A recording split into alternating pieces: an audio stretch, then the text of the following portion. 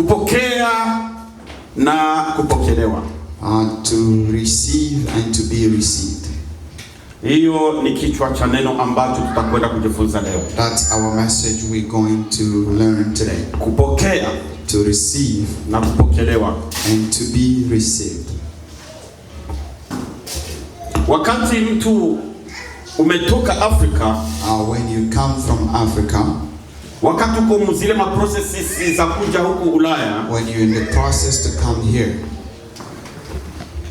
pana fasi ambapo wanaita orientation. There is a place that they call orientation. Na katika ile fasi, and in that place, wanawafunza jinsi mtakuja kuishi Canada. They teach you how you come to live in Canada. Jinsi hali ya Canada ilipo, the way the things in Canada are. Na wanapekua vikaratasi, wanaonesha pia hata mapicha. And they go through the document, they even show you the pictures. Na nyinyi mnafurahia, mnaona ya kwamba mnataka kuchange mahali ambapo mlikuwa muende mahali pengine. And you will be happy to say that you're about to change the environment.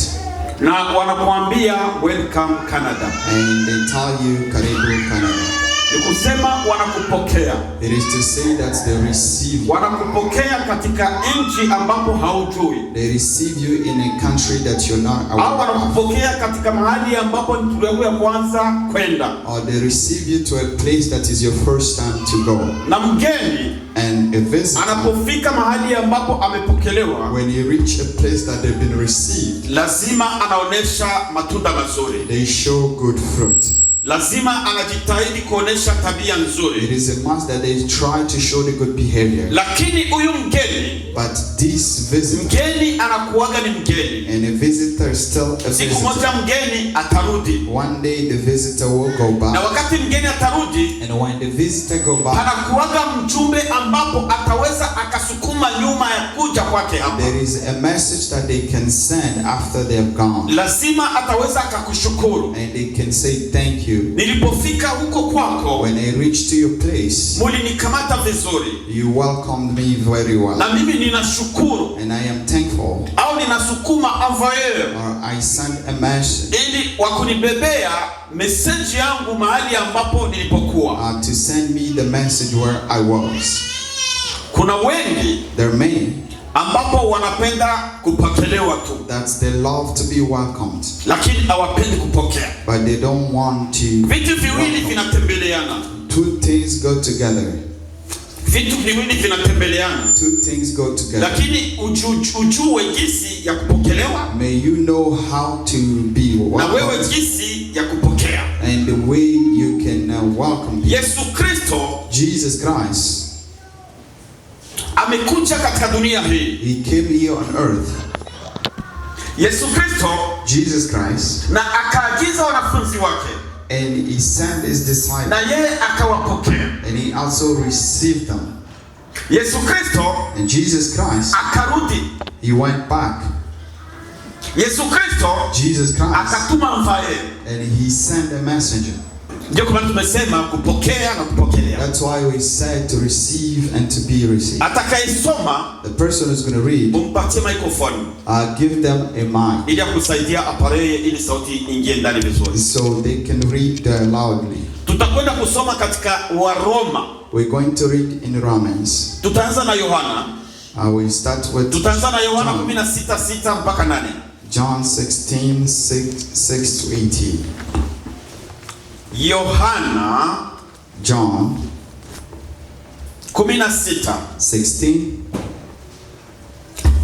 na mstari wa 6 hadi 8. Verse 6 to 8.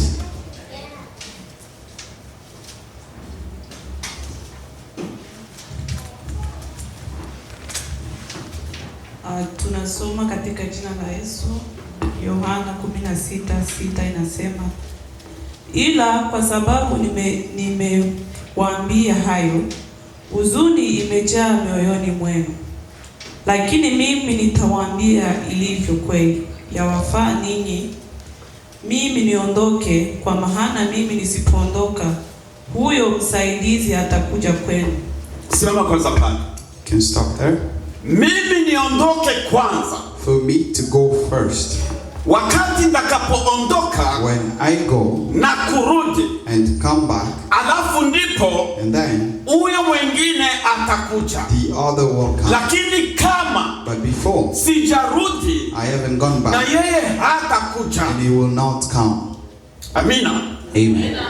Lazima kwanza niche, It is a must that I come alafu nikae pamoja na nyinyi, and I stay with you. alafu mnikubalie nirudi, May you accept for me to go back. alafu And ndakaporudi then when I go back, ni hapo ambapo huyo it mwingine is when the other atakuwafikia na nyinyi. will come to you. Msomaji, soma. Continue reading.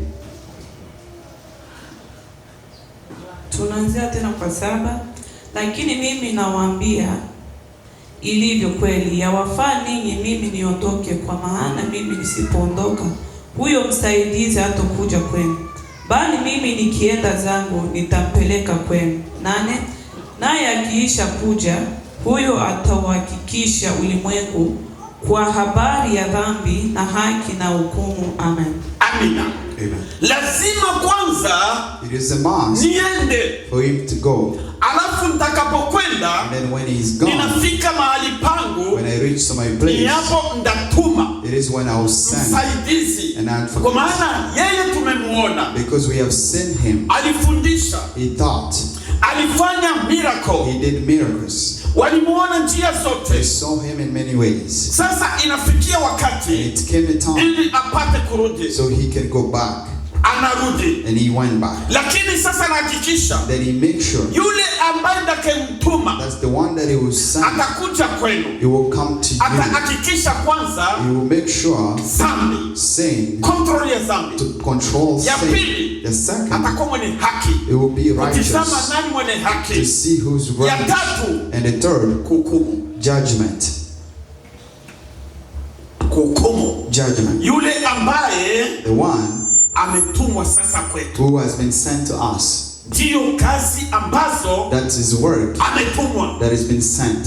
ndiyo Roho Mtakatifu This is the Holy Spirit ambaye tunayealika, that we welcome, ambaye tunayeomba, that we pray, ambaye tunayempatia mahitaji. that we give him our Ni request. yeye ambaye He is the one anafanya control who does the control ya kila kitu, of everything. anatizama dhambi. And he look at sin. Nani alifanya dhambi? Who has done sin? Anabeba message, And he takes the message. anatizama He look nani mwenye haki, who is righteous. anabeba message, And he takes the message. anatizama He look katika hukumu in a judgment ambapo huyu atahukumiwa, that this person will be judged. anahukumiwa. And they be judged.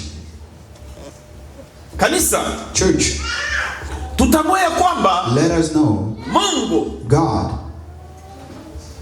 alisema hakuna kwenye utamuficha, he said there is nowhere you'll hide. hakuna kwenye utakwenda kujibunda, There is nowhere that you're gonna hide. hata uchimbe shimo ya metri 12 chini, Even if you dig a hole of 10 minutes. alafu shimo ile tuinimine And udongo, when we put dirt in na that wewe ufanye maovu hole, kule, and for you to do sin there, yeye anaona. he sees. Hata wende chini ya bahari, Even if you go under the sea, useme huku ni you mbali, say that it's far. Yona alionekana kule John was seen there. na aliomba maombi yake ilisikilika. And he prayed his prayer and God heard. Huyu Roho Mtakatifu, This Holy Spirit, huyu Roho Mtakatifu this Holy Spirit, anatizama kila kitu. he looks Na ndio kwa everywhere. maana unaona ulimwengu That's why you see the world. ulijaribu kutafuta, They try to look. ulijaribu kujikaza, They tried waangalie Mungu to see God. yeye anasema oral spirit, What's the Holy Spirit to say? haionekani, It's not being lakini seen, hiko. but He's there. Ngoja na sisi tuige, Let us tufanye copy. internet Let us do an ambapo internet. yenyewe That haitaonekana, it's not going to be lakini seen, inafanya kazi. but it will do its work. Uko na simu yako, You have your sema phone. hapa hakuna You internet, say here there's no internet. hauoni ile You internet, don't see the ni internet. hewa, It is a wind. ni hewa, It is a wind. hautaionaga You're na not simu going to moja. see it with your physical Lakini eyes. kwa But macho, with eyes, wakati simu haikukubali, when your phone is not utasema accepted, hakuna network you hapa. say there is no Lakini network here, hauioni. but you don't see it. Walitaka kuiga, They wanted to copy it, kutizama jinsi Roho Mtakatifu to see how the Holy huwa Spirit, anafanya the kazi, way He operates, lakini ni vya binadamu. but it's physical. Kwa maana Mungu ni Mungu. Because God is God. Ndio kwa maana That's why yeye Him, yiko bahali hapo ulipo, He is where you are. iko na control. He controls. Anatizama. He look. Ni mbele katika hukumu? Should I take them to judgment? Mbele katika haki? Should I take them to righteousness? Kwa nini anafanya hii dhambi? Why did he do this sin? Ndio kwa maana. That's why. Uwe unajililia na kujuta. May you cry for your heart. Ajili ya maisha yako. Because of your life. Uwe unajililia unajuta. May you cry for your son. Kufanya makosa mbele ya Mungu. To do sin in front of Kwa maana God. kila wakati. Because every time. Vyote vyaonekana. Everything is in the kila open. wakati. Every time. Vyote viko wazi. Everything is in the open. Ndio kwa maana Mungu anasema. That's why God says. Mimi siko mbali na nyinyi. I am not far from you. Nguo ambao unayevaa. The clothes that you wear. Iko mbali sana na wewe. It is way far. Lakini yeye iko karibu zaidi. But he is closer. Yeye iko zaidi. He is closer and closer. Ndio kwa maana unaona tunapoomba. That's why when we pray, anatekeleza. He does. Na kuyatia ili apate kufanya practice. And do it in practice. Unapoomba Mungu, when you pray to Mungu God, anafanyizia kile kitu kazi. God works on what you have prayed. Kwa maana anasikia. Because he hears uko unaomba. What you have prayed. Ndio maana anafanya ile kazi. That's why he does the work. Kama hakusikii, if he doesn't hear hawezi you, akaponya wagonjwa. He's not going to heal the sick. Hawezi akatosha watu ndani ya prison. He's not going to take people from prison. Lakini amesikia. Because he has heard. Na anasikia uzuni wako uko nao. And he hear the sadness that you have. Anasema acha nimpanguze machozi. And he said, let me wipe their tears. Kupokea na kupokelewa. To receive and to be received. Wakati ulipokea Roho Mtakatifu. Receive the Holy Spirit. Wakati ulipokea Roho Mtakatifu. When you receive the Holy Spirit.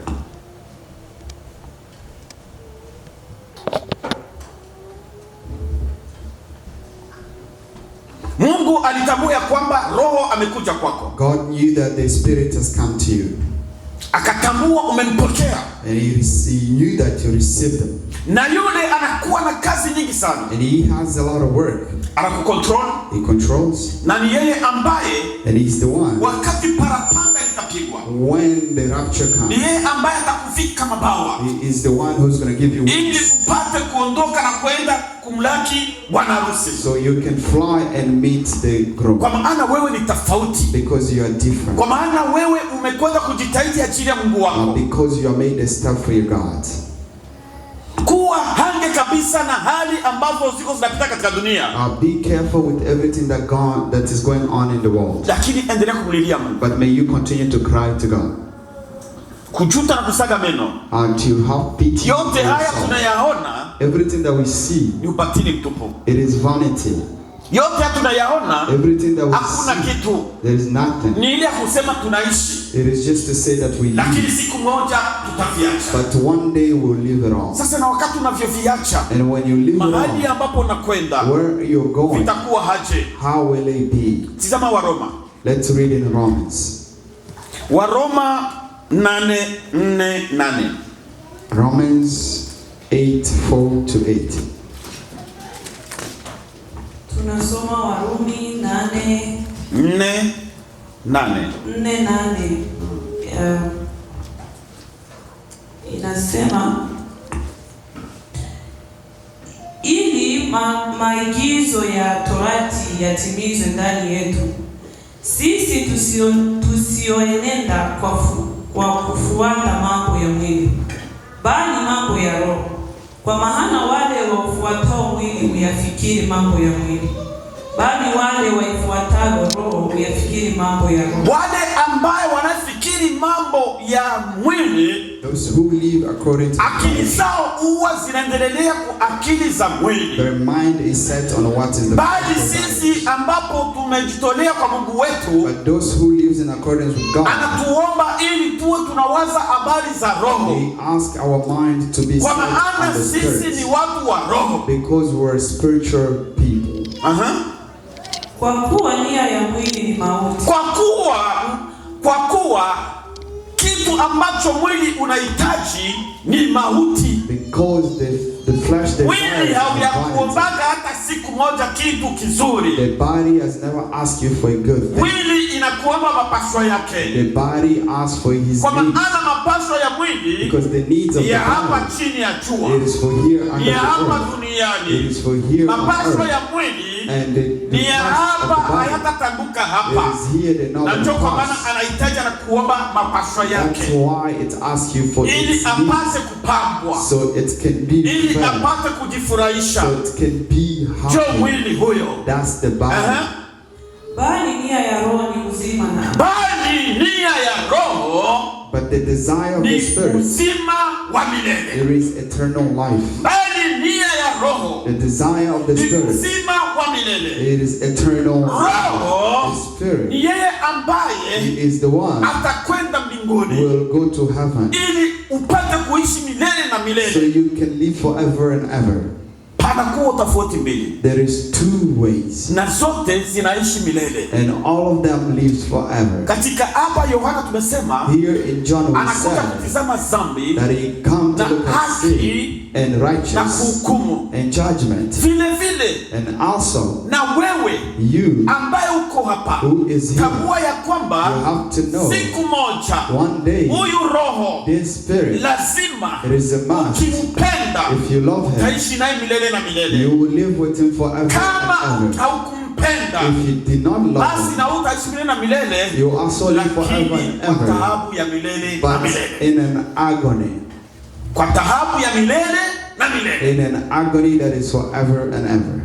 Neno linaposhuka, When a word comes, kanisa when linapohubiri, the church preach, neno ni la Mungu, the word is from God. sio neno la deni, It is not a word of lakini thanks, deni ya mvae, but I'm the ili messenger, apate kukuletea neno so hili, it can bring you ili this word, upate kulisikia, so you can hear, kuishi milele na milele, to live forever and ever. mahali ambapo hakuna stop A place that there is ya no kusema ya stop kwamba to say, walishafanya miaka 100 ndani ya moto, we're now here 100 years in the fire, wasamehe. let's forgive them. Walishafanya miaka milioni, Now they have 1 million years, acha kuwasamehe. let us forgive them. Hakuna fasi na Biblia ishakasema hayo. There is no place in the Bible that it says that. Biblia The inasema Bible says milele na milele. it's forever and ever. Uko ndani ya shida, You are into agony. uko ndani ya mateso, You are into uko problems. ndani ya kulia, You are into uko cries. ndani ya kusaga meno, You are into kwa maana grinding your ulichagua teeth, mapaswa ya mwili. because you chose the desires of the flesh. Mapaswa ya mwili, The desires of the flesh. na mwili utabaki hapa. And the body will stay here. Mwili ni wenye kuoza hapa, The flesh will rot mwili ni here. wenye kunuka hapa. The flesh will rot here. Kama utaweza kufika nyumbani kwako, If you can go home, tizama nguo zako zinaonyesha basi kutatu siku 4. look at the clothes that you have wore 3, Alafu 4 tizame days. hapa shingoni hapa, And then just look at the neck, au tizame hapa hivi. or look on the sleeves. Wanasema hivi, You will see, huu uchafu umetoka wapi? where did this dirtiness came from? Huu uchafu unatoka wapi? This dirtiness, where did it came from? Au chukue nguo yako, Or just take your clothes fanye karibuni kama wiki, that you have worn for a alafu week, uidoshe. and then you just Kwa smell nini it, inanuka? and you say, why is this smelling? Kwa maana mwili Because the body ni wa hapa. is for here. Mwili The body, ni chenye kuharibika. it is something that was Mwili. destroyed. The body, Ukianguka hapa sasa hivi, if it fell here right now, kisha siku 3 after 3 days, tutafunga mapua yetu. we'll start closing our nose. Ananuka, They're smelling. ameshanuka. They're smelling. Ndio kwa maana Yesu That's why Jesus, wakati alifika kukaburi ya Lazaro, when he came to the tomb, walimwambia mfalme alishanuka, they told him, Lord, he's already alishaoza, smelling. He's rotten. haiko tena mtu. He's no longer a person. Lakini kwa maana ni Mungu, But because it was God, anajua chenye anakwenda he kufanya, knew what he was doing. alimuita Lazaro, He called toka Lazarus, ndani ya wafu, come out from the toka dead. ndani ya wafu. Come out of the dead. Katika kaburi And in the tomb, siku 4, 4 ni days, kusema tumbo linapasuka, it is to say that your stomach has blown mwili wako wote unakuwa deformed, and your body has been deformed. hauko tena mtu. You're no longer Lakini a person. Lazaro But Lazarus, akatoka he ndani, came kwa out maana amefufuliwa na Mungu. because he was resurrected by Ndio God. kwa maana That's why, kama Lazaro alifufuliwa, if Lazarus was resurrected, kusema hakukufaga tena, it is to say that he no longer died. hakukufaga tena, He didn't die anymore. alikufa, He died again. alikufa, He died again. kwa maana anafaa mwili. Because he still had a flesh. Wewe si kitu, A flesh is nothing. ambia mwili wako Tell your body, wewe si kitu, you're nothing. uache kunihangaisha. don't disturb mapasho yako your needs. ninajua ni ya kuletea dhambi. I know it's to bring sin. Mapasho yako Your needs, ni ya kugeuza akili yangu it is to change ili my nipate kuwa mind mbali na Roho wangu Mtakatifu. so I can be far from the Holy Spirit. Epuka nenda huko. Be careful around. Kama ndakuvalisha viraka, If I'll put you dirty clothes, wewe kubali tu. just accept. Kama ndakuvalisha If I'll put you nguo yoyote ile, wewe kubali tu. any kind of clothes, just Kwa maana accept. pako kwenye mimi na wewe tutachagiana. Because there is a place that I'll separate you. You go this side, I'll go the other side. Angalia wakati tunapoingia ndani ya baridi. Look at when we have cold. Ukitoka nje, if you go outside, ule nakwambia, the body tells you, ule kwa kupanikanga ni danger. It is dangerous. Pima lakini sita resist. You can try, but I'm not going to resist. You go. Baridi na kukunguta. And the cold comes to you. And the cold comes to you. And the body tells you, take me a place where there is hot. Because I'm now resisting this cold. And you leave the place. But the person inside, in the cold, in any kind of environment, he still stands. That's why you should be careful. Reader, please continue. Kwa kuwa ile nia ya mwili ni uadui juu ya Mungu. Kwa kuwa ile nia ya mwili ni uadui. The flesh desires are the enmity. Ni uadui. Is an enmity.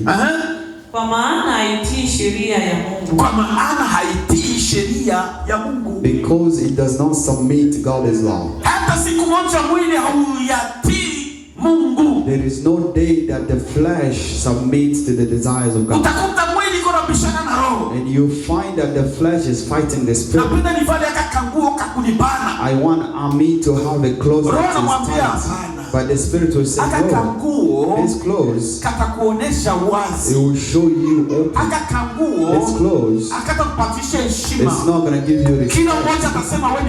Everyone will call you a prostitute. But the body says, I want me to look good so they can see my shape. That's the body. That's the mind of the body. I want me to walk so they can see how I look. They can see my hips. When I am passing by, and the men, they see that I'm number one. So they can attract them. Because they're in sin. Because they're not happy with the spirit. Don't sit, stand. Nani inasema wala wafuatao mwili hawawezi kumpendeza Mungu. Lakini ikiwa Roho wa Mungu anakaa ndani yenu, ninyi hamfuati mwili, bali mwaifuata Roho. Lakini mtu awaye yote asipokuwa na Roho wa Kristo, huyo si wake.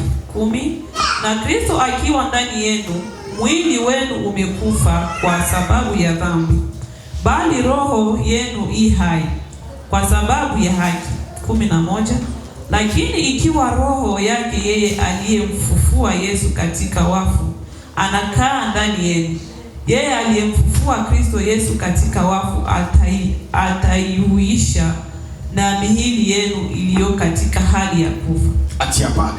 You can stop there. Wakati when unatembea kinyume, you're walking na huyu against Roho Mtakatifu, the Holy Spirit, alitumwa, he's been sent, na anapenda ahakikishe, and he wants to make sure kazi zenye ametumwa that the work that ili apate kuzimaliza, so he can finish it. Hakuna nafsi hata moja, there is no soul yenye tasema mimi ninajificha walionaje, that will say that I'm hiding their nose. Hakuna binadamu wote, there is no human being ambaye anasema mimi that will say, acha basi niende nikimbilie nifanye dhambi, let me run into sin, basi njoo hata nionaka, and they will never see kwa maana nimeshapitisha degree, because I have finished the degree. Iko anasukuma maraporo, but he's sending all the reports. Iko anasukuma maraporo, he's sending all the reports.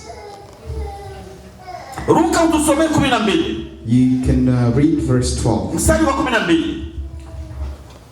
12 nasema, basi kama ni hivyo ndugu, kichwa hapo kinasema nini?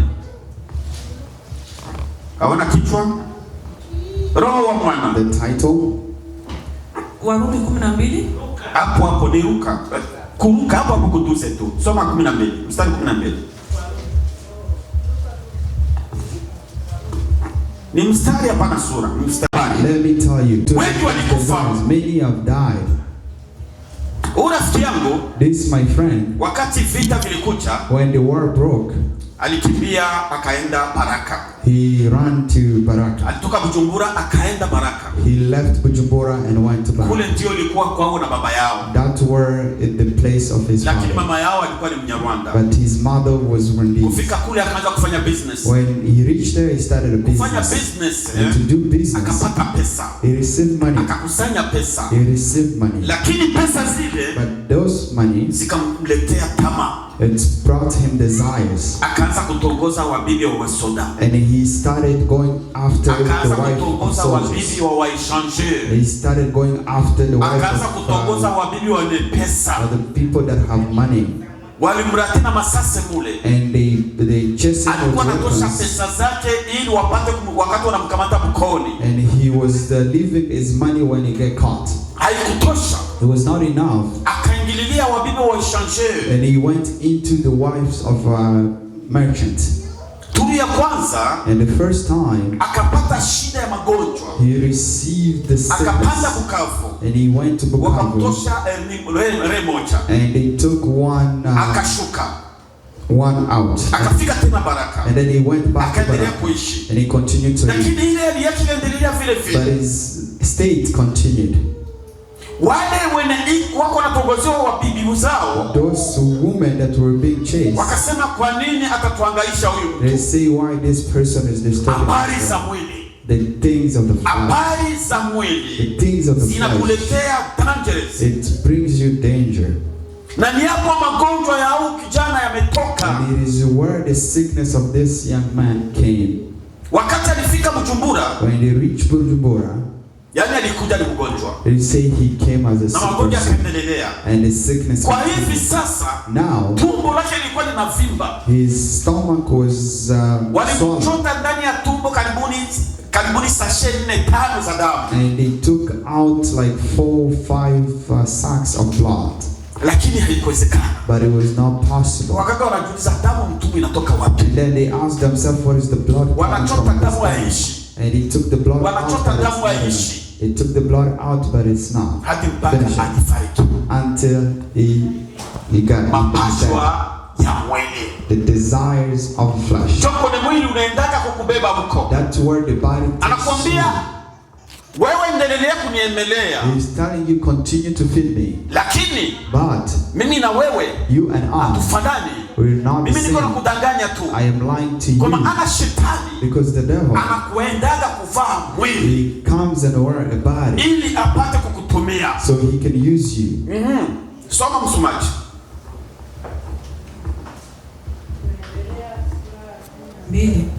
Bali kama mkiyafikisha matendo ya mwili kwa roho, mtaishi. Kwa kuwa wote wanaoongozwa na roho wa Mungu, hao ndio wana wa Mungu. Kama matendo ya roho ya mwili, if the actions of the body, mkiyabeba matendo ya roho, you take it in the action of the spirit. Matendo ya mwili, the actions of the body, mkiyabeba matendo ya roho, if you take it in the action of the spirit, you be healed. You will be healed. Lakini, but kama ukiyabeba matendo ya mwili katika mwili, if you take the action of the body into the body, umekufa. You're dead. Utaacha watoto yatima. You will leave the children. Utaacha bwana yako na bado ungalipasha kuishi. You will leave your husband while you're still utaishi. Utaacha bwana wako na bado watoto wanapenda kuishi. You will leave your husband while the children are still growing. Na ule mwili and the body anakuambia nje nilikuwa napenda ufanye hivyo. He's telling you this is what I want you to do. Ondoka wewe mjinga. Go, you foolish. Wewe haukuwa na akili. You didn't have mind. Unakwenda sasa kufanya nini? And then you go katika hali ya hukumu. In a place of Roho anakuongoza, huyu ni wa hukumu. And the spirit is will judge that you are judged. Huyu atakupita hapa. You're not going to go this side, you go to the side. Malizia hapo mama. And you go into judgment. 15 Kwa kuwa 14 Okay. Kwa kuwa wote wanaoongozwa na roho wa Mungu, hao ndio wana wa Mungu. Amen. Malizia 15. Kwa kuwa kupokea tena roho wa utumwa iletayo hofu, bali mpokea roho ya kufanywa wana, ambayo kwa hiyo twalia Aba, yahani Baba. Roho mwenyewe hushuhudia pamoja na roho zetu ya kuwa sisi tu watoto wa Mungu, na kama tu watoto wa Mungu, basi tu warithi wa Mungu, warithio pamoja na Kristo, na tukiteswa pamoja naye, ili tupate na kutukuzwa pamoja naye. Amen. Amen. Wewe ni mrithi wa Mungu. You are an heir of God. Wewe ni mtu ambaye Mungu amekutia katika vitanga mikono yake. You are a person that God has put you in his hands. Lazima utembelee mahali ambapo Mungu anataka. And it is a must that you walk into the condition. Roho anakataa ndani mwako. Once the spirit refuses, mwambie mwili uniache. Tell the body, leave me. Sitaki kabisa. I don't want. Kwa maana mwili, because the body, kila siku anapanda ni mafa. Every day he's planning death. Anapanda ufe. He's planting death. Anapanda utoweke. He's planting for you to perish. Utakuta mama, you find utakuta baba, you find a father, anaangalia mume wake bibi yake kichicho ndani ya nyumba, looking at their wife or husband. Iko nasema huyu afadhali akufe. They say that it's better if they're dead, ili nipate kuolewa na mwingine, so I can be married with someone else. Yule mwenye iko natarajiwa awe bwana, and the person who's being hajui dhambi yake. They don't know their spiritual life. Kama ishaka jifia yake haujui. If they're dead, you don't know. Utaona tu bwana tu ni karefu. And you just see somebody who's tall. Mama wanapendaga sema bodyguard. And you know the lady is like a bodyguard. Si mfupi atolikana. The short one they don't like. Kila kibwana bodyguard. They want a guy who's tall. Who's tall. Ule mtakatifu bwana yangu. This should have been my husband. Unajua mashetani kumune mwa yule bwana. And do you know the evil that is? Unajua yule bwana anatoka wapi kwenda wapi? Do you know where they coming from and where they're going? Mungu alikupatia yule. God has given you the one you have. Capacity yako. That's for your capacity.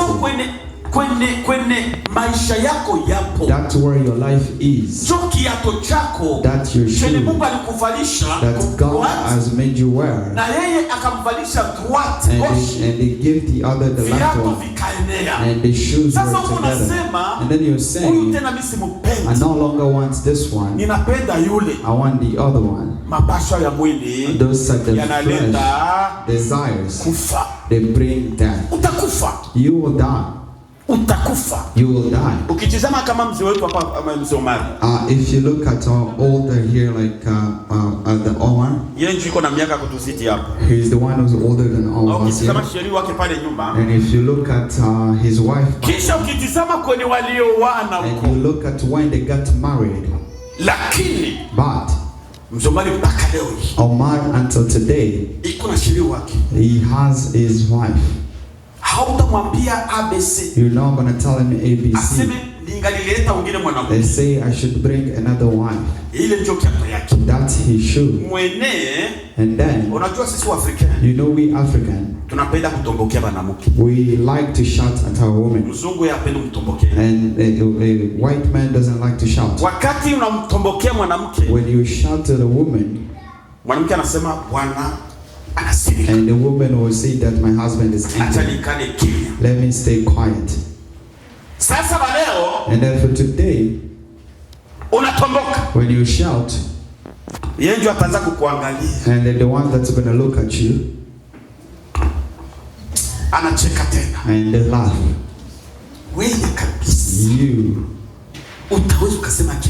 You can say something in front of me.